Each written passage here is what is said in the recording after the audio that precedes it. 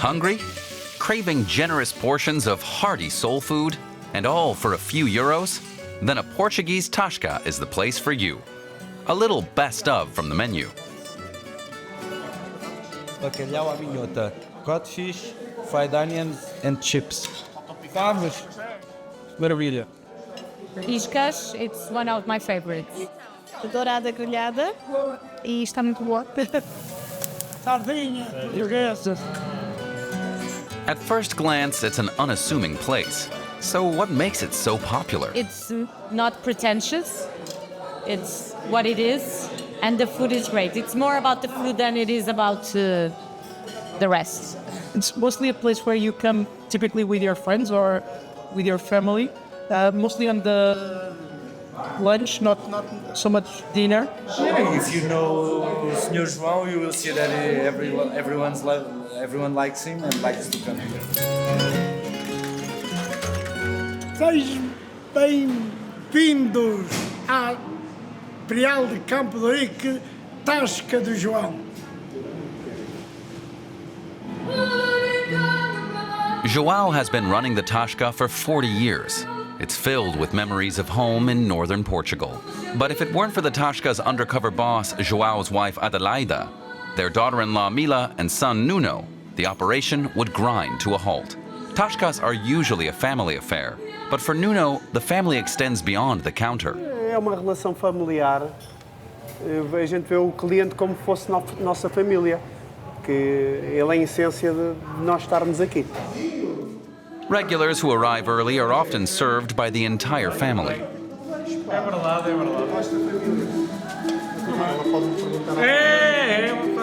Ela pode perguntar Pode. Exatamente. João is more than just an owner. He's the head host. He knows most of his guests by name and makes sure they feel right at home.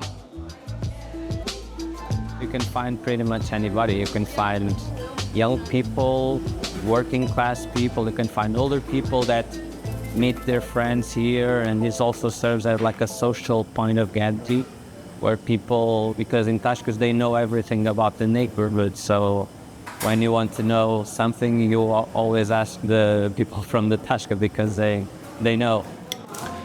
Thiago Paes has eaten his way through countless Tascas in Lisbon and written a book about the best ones. Tascas have existed throughout the country since the 20th century, but most are here in the capital. Bizarrely, Tascas used to be places that sold coal. Owners would earn some money on the side by selling wine and snacks. People would go there to buy coal or some other stuff for the house, and they would stop to drink a little bit of wine. And then they evolved, like coal shops. When electricity came, coal shops were not needed anymore. So there were the taverns, and then the taverns transformed into little restaurants. In 2010, there were some 3,000 Tascas in Lisbon, but many have since closed down. The pandemic hit them hard, and rising rents threaten many more. Value these kind of places because there are not many of them, and we don't know for how long they will survive. So it's important to look at these kind of places. So here's how it works. Olives, bread, and cheese are brought to the table unprompted unless you decline. Then, a main course easily big enough for two. And leave room for dessert. They're great too. But how can you tell if a Tasca is a tourist trap? If they have like tapas on the menu, avoid that. Or if they have paella as the main dish, it's not a Tasca for sure. Checking the menu online beforehand? Forget it. At João's Tasca, there's only one, handwritten in chalk every morning by Adelaida. Todos os dias é diferente.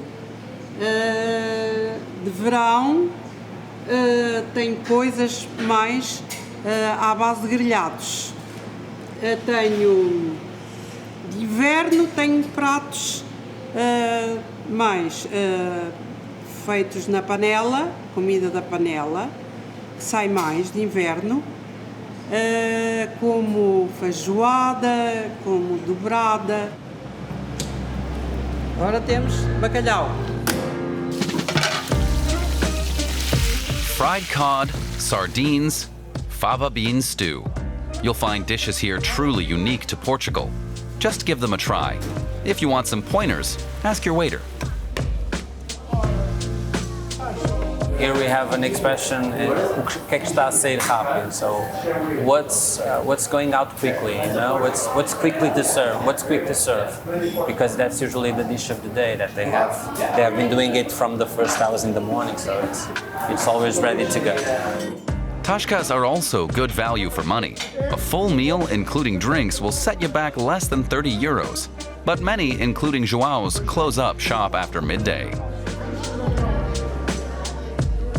Para mim é a tradição portuguesa, é as nossas raízes, é uma coisa que nós temos que manter a todo custo. Uma coisa que faz parte da nossa cultura mesmo. A tasca isn't just about the food. It's a place of belonging. What about where you live? Do you have your own kind of tasca? Let us know in the comments.